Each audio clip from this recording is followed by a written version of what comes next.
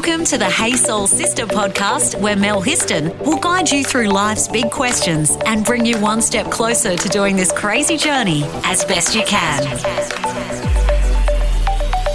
Hey Soul Sisters, you may have heard people talk of having spiritual awakenings and how they can lead to more enlightened, or should we say, woke people.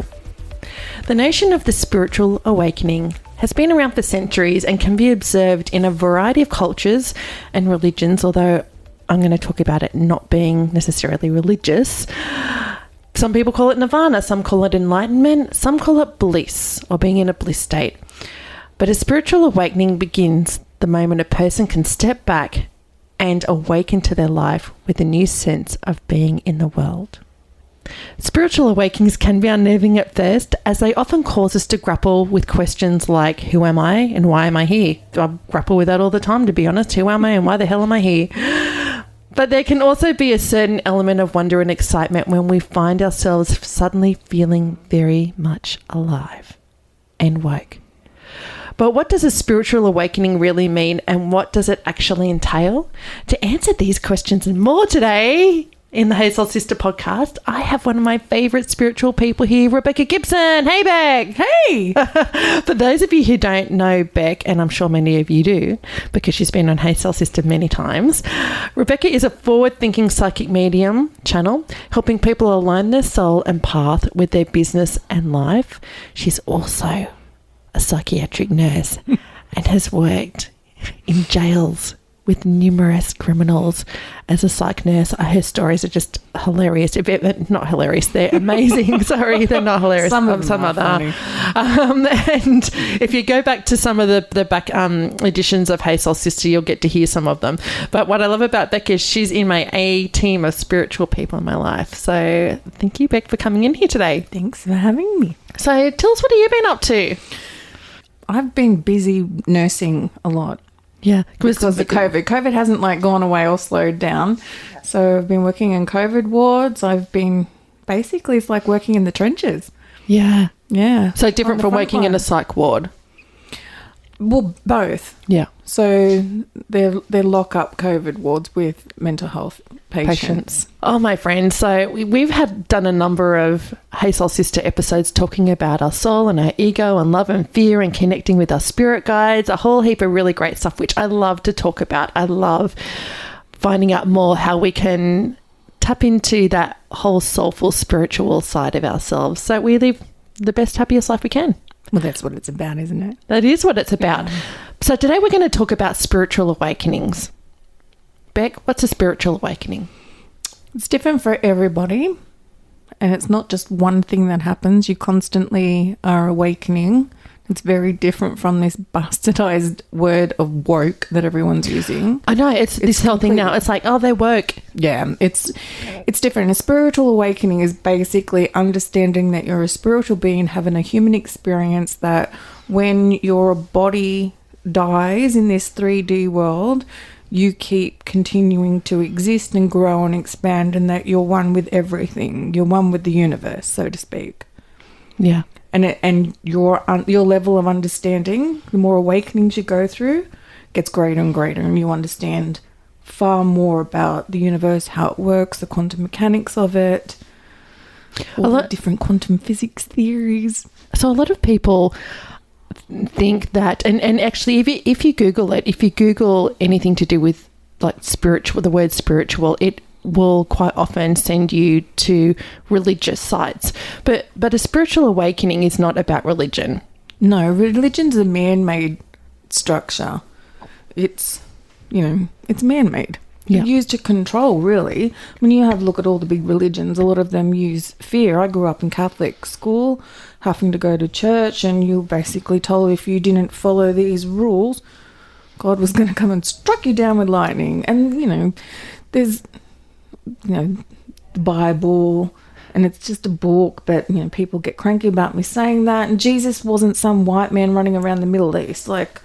God isn't some guy up in the sky with this big white beard like some religious Santa Claus. religion is man-made. Spirituality, and being spiritual and understanding that you're a spiritual being, is understanding that your consciousness that never dies. Yeah. And from different YouTube channels and books and things that I've read, the general gist, I guess, that I get is that really it all comes back to love. Exactly. Yeah. Exactly. It all comes back to love, and that we're all connected. Exactly. And that our true nature, our true selves is love. Yeah. And everything else is kind of the fear and ego and worries and stresses that we have in life, and our perceptions that get warped and negative as we grow older and life happens to us, because we all get beaten around sometimes by life and people and circumstances.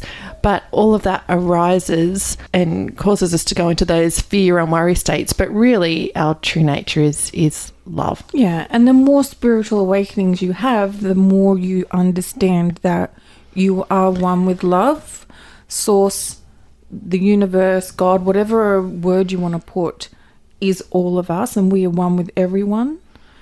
Bad, good, there is no like dichotomy in terms of that, but we're no different from each other, and we're all just source energy expressing itself in its own unique way through each of us, separate in this 3D earth reality. Yeah. So talk to us, Beck, about the ego, because, you know, I was watching a YouTuber, her name's Christina Lopez, and she was talking about starting the process or the journey of having a spiritual awakening, connecting in with your true nature, your true self, which is living a loving and kind and joyful life. And she was saying that one of the first things that often happens is recognizing and cracking open your ego. Yeah, so understanding that you are made up of ego, soul, or I call it subconsciousness, which is the body, consciousness, which is the ego, and then higher consciousness, which is the soul. And the ego is that human part of us, that part that's designed to keep us in fear, designed to keep us going in this human existence, and tells you to eat, sleep, what you like, make this money, do this thing, do that. And then your higher consciousness, your soul's completely different energy, completely different voice, and it's the part of you that's connected to love and understands that you're one with everything. The ego doesn't get that. The ego only understands separation. So when people do start having spiritual awakenings, it's when they understand, oh, I'm ego and I'm soul. I'm not just Rebecca, or I'm not just Mel. I'm a complex spiritual energy. Yeah. And I guess what's an example? Like, I suppose I'm just thinking about within myself. Do you know what? I guess, is this a good example, Beck? So the work that we do at Got Your Back Sister, which is helping women who've escaped domestic violence, that we, you know, when we're doing that soulful work, it's really about connecting that woman and supporting that woman. And I guess doing it in that loving, kind way where we're walking with a woman, guiding her, as opposed to putting our judgments onto her. I guess telling her what she should do from that place that we're right. She doesn't know. You know what I mean? That's ego. That's ego. So it's putting your belief systems onto somebody else instead of allowing somebody to grow and expand into themselves. But it's ego that gets us into these situations in the first place, thinking that there is no better for us and that we're not capable of creating a life that we love and that's happy, and that the universe is happening to us rather than the other way around. Ego tells you that. It keeps you small. Want to save your soul? Review us on Apple Podcast. So coming back to spiritual awakenings, when did you start that journey and understanding that something had changed for you? So I've always been psychic medium, but I've always been ego run.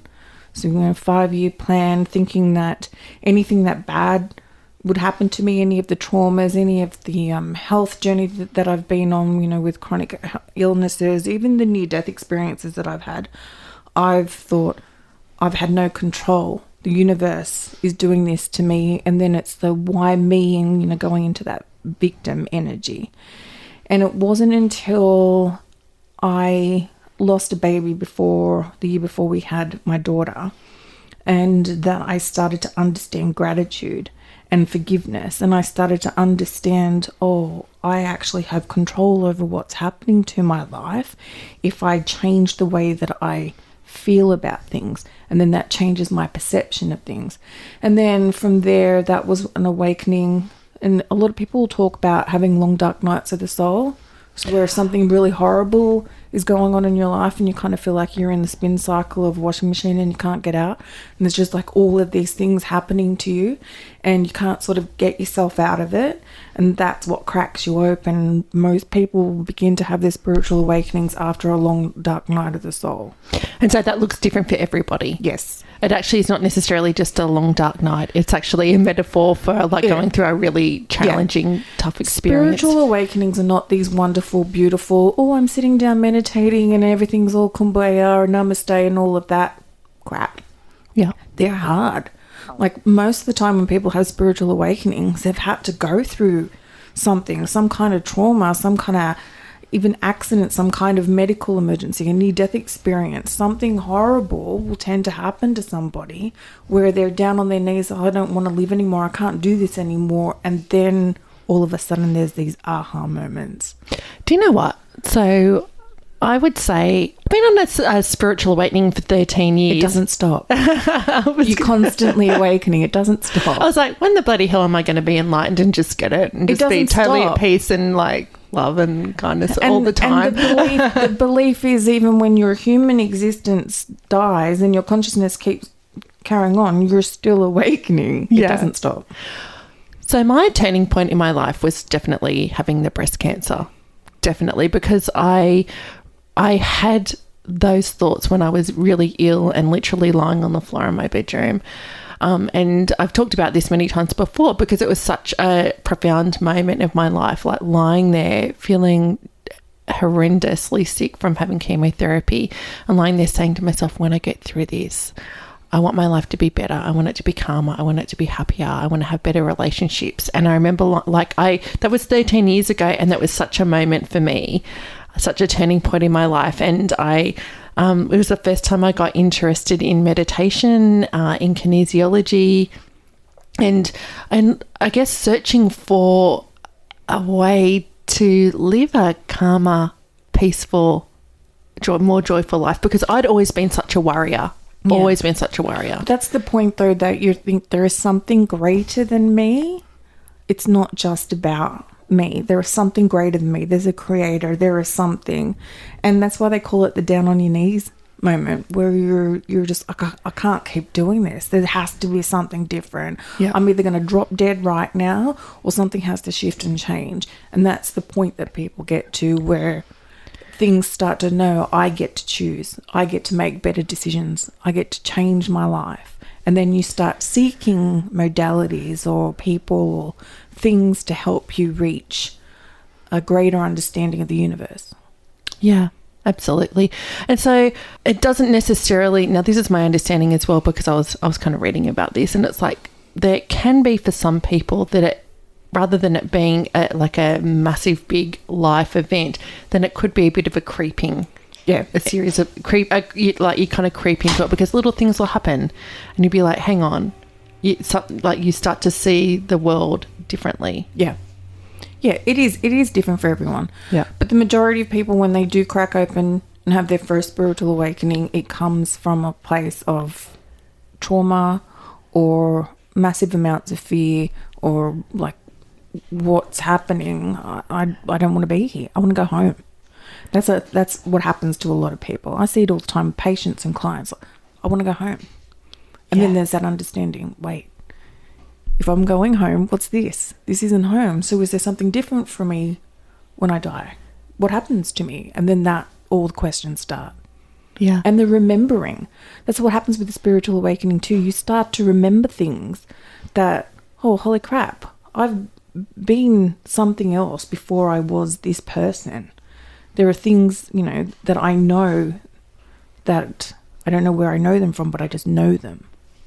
Yeah. So it really is a lifelong journey. Yep. And do we actually ever get to some place where we're like, okay, I am enlightened? There would be some people.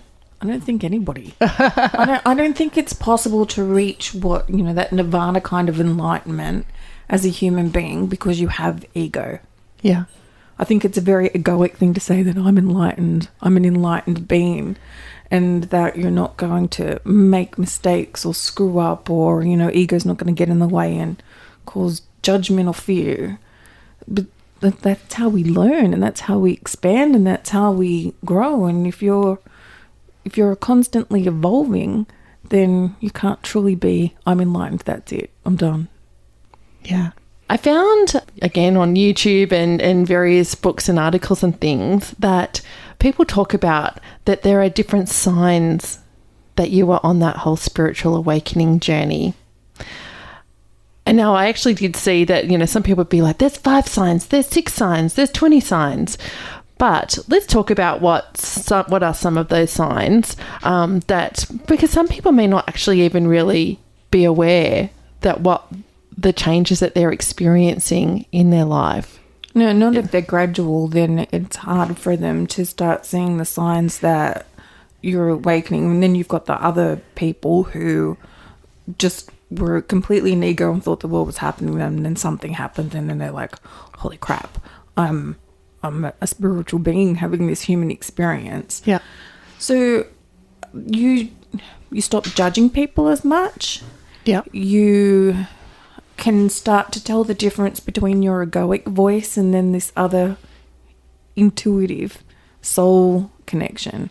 There's a different feeling within inside of you, a different knowing, so to speak. And you start seeking things out. They're good signs. You want to start spending more time in nature. Things look different to you. Things that used to bother you don't bother you anymore. You're constantly seeking more fulfillment and contentment and joy, not from a place of I'm not fulfilled or content and therefore I must seek happiness. It's I'm fulfilled and content. What else can I do to create this feeling? What else can I do to spread love?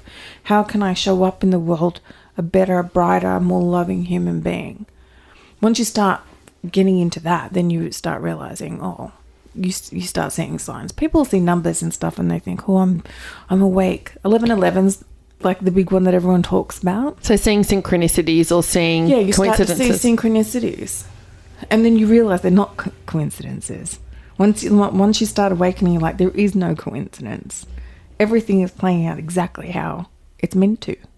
Yeah. Mistakes, traumas, everything.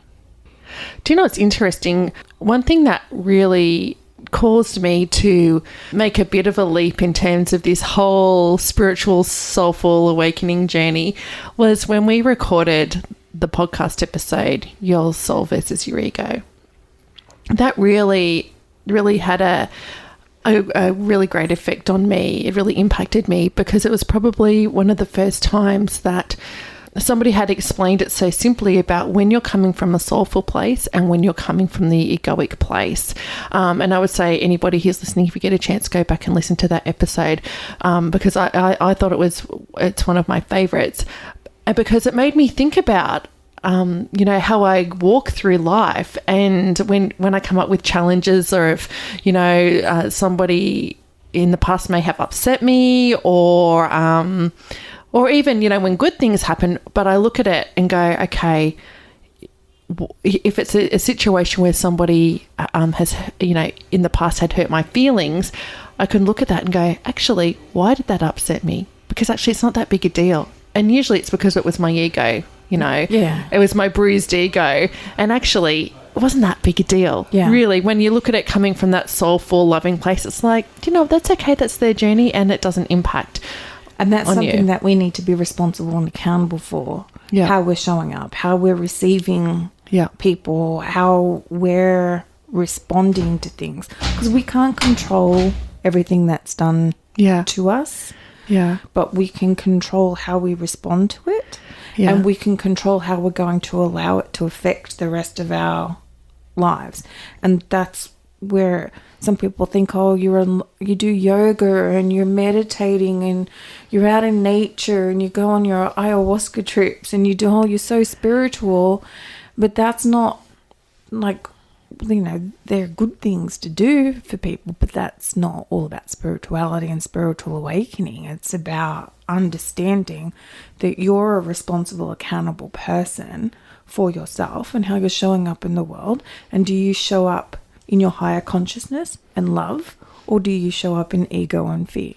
Yeah, because it's really interesting when you make that switch, and I go, as much as I'm saying that and I sound like, oh yeah, when you make the switch to coming from your soul and your ego, and I go, I fall down all the time with that. I have to literally stop and go, okay, if someone was really rude to me the other day, so I was at an event and they were really, really rude to me, and and I kind of started to have that moment of like, oh my God, she was just so rude to me. And then I was like, do you know what? Actually, it's okay. She's gone, she's gone through something. That's okay. That's her journey. Do you know what? But you got to catch yourself, you got to catch yourself. Yeah, you've got to be constantly doing things to make sure that you're in connection with your soul, with your higher consciousness, with love. Yeah. It doesn't happen just naturally.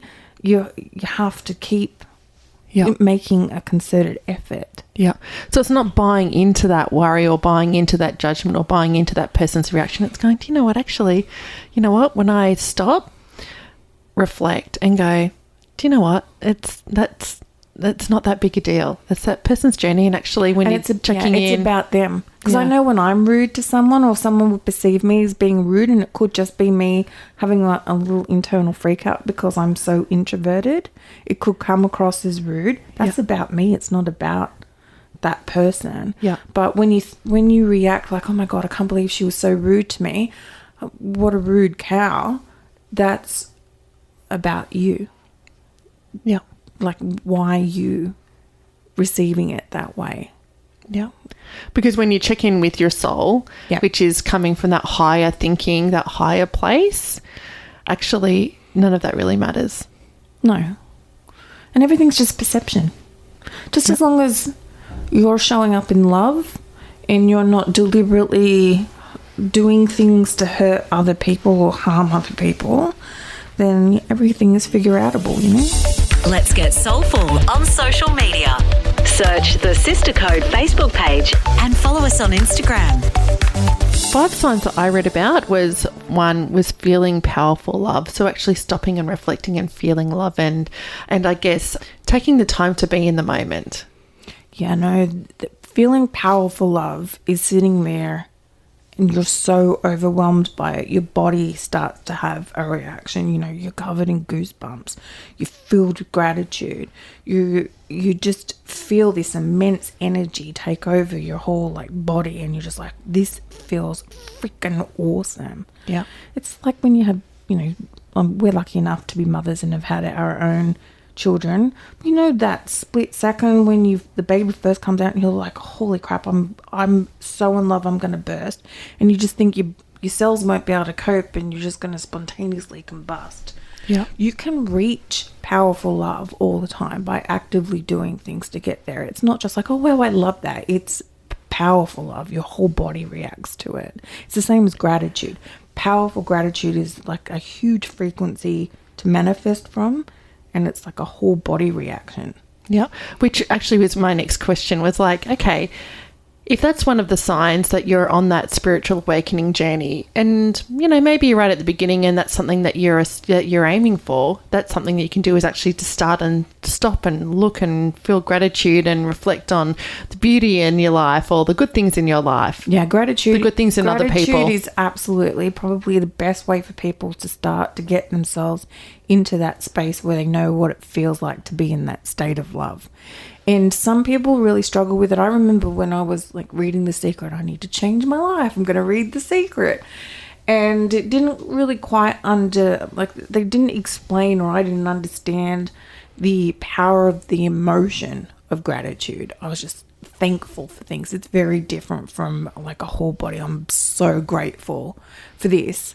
And so that kind of manifesting wasn't working for me. I'm visualizing a car and I'm this spiritually enlightened being. It wasn't until I had that journey of being told I couldn't have children, and I had so many problems with systemic lupus and other things that had gone on.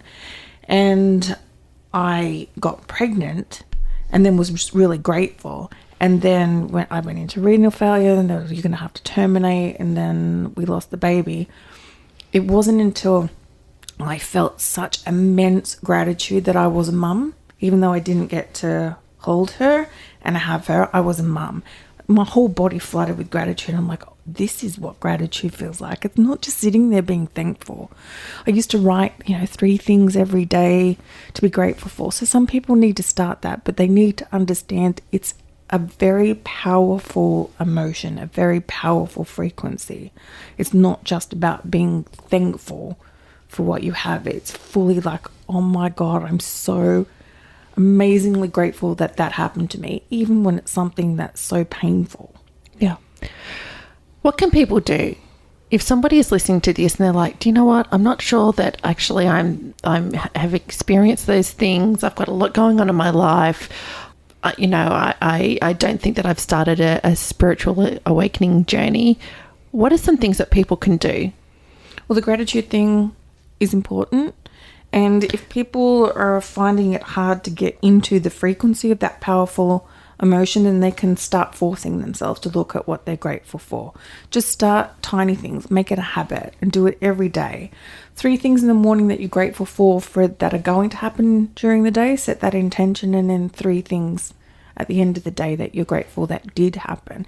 And then that kind of puts you in this state where you're starting to think of the next day, what am I going to be grateful for? And you're starting to shift your energy and your frequency. But you have to add in forgiveness to it as well. And you have to start looking at your behaviors or the things that you've done that you need to forgive yourself for, people around you that have hurt you. What are you going to let go of? Because forgiveness isn't about the other person. It's about freeing up your energy, freeing up space within you to pull in more that you love, instead of being filled with thoughts of anger, betrayal, or any of those fear-based frequencies. You want to receive energy with gratitude and release energy with forgiveness, and then start doing things that you love to do.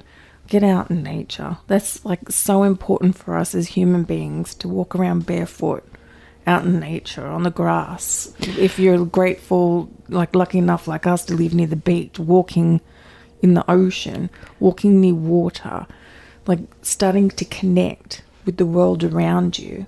So it's not just because I catch myself doing this sometimes, walking down the beach and just kind of walk down the beach thinking about everything I need to do that day. No, it's that's your ego. That's your ego. That's your ego. You're not present in the moment. The best person that I've come across that talks about this is Eckhart Tolle, and his books about being very present in the moment, because it's your ego that will natter onto you about what you need to do, what's happened to you. It's your ego that'll be playing out arguments, when you're just like, I should have said this and I should have said that, and then you're like, well, I'm gonna say this and I'm gonna say that. That's your ego. It's distracting you from what's happening right now, because the only thing that exists is right now. So when you're out in nature, look at the sand. If you're at the beach, look at the water, look at the waves, start to smell, listen to the birds, the sounds of the ocean. If you're out in the bush, listen, look, bring in color. Everything shifts and changes because you're starting to understand that you're part of the greater world around you and you're not stuck in your head. Yeah. And so as you were just talking about that whole being grateful, and it's about not necessarily just jotting down in a notebook being things that you're grateful for. It's actually feeling it. You got to start. You got to feel that gratitude. Feel it. Yeah. Even if it's just, I'm grateful that I got to eat today. Yeah. Some people, given what's happening with the world at the moment, aren't eating 3 meals a day. Yeah. So just sit and be grateful for the food that's in front of you, and actually enjoy every mouthful. Yeah. Sit there and taste it, and then sort of think to yourself, someone grew this, or this food has provided somebody employment. I'm so glad that the economy keeps going. There are all different ways that you can start to think about something. You can have a lot of grateful thoughts about just one thing, just sitting down eating a meal. You can have all these grateful thoughts about that one particular meal, and then that starts to shift how you're feeling about it. Yeah. And it starts to shift how you're receiving it. And then then you start to understand the difference between just being thankful for something and actually feeling the gratitude of it. Yeah. It's a feeling. Yeah. And I would say as well, you can do things like look up different YouTube videos to see what other Kittens. Kittens. That's what I do. Yeah. But see, you know, there are people out there who, you know, do instructionals or do meditations. You know, one thing that I do is there's a 10-minute meditation on YouTube. It's a great mind meditation, and it's it's about achieving a higher frequency. It goes for 10 minutes. I listen to that in the morning, and it's actually setting that whole intention for the day, but also it makes you stop and think about joyful moments and really reflecting on those and feeling it in your body, so it sets you up for the beginning of the day. And then what you do is you go deeper. I'm thankful for this person for putting this meditation together. I'm thankful that they were connected into this energy that's now allowing me to receive this from them.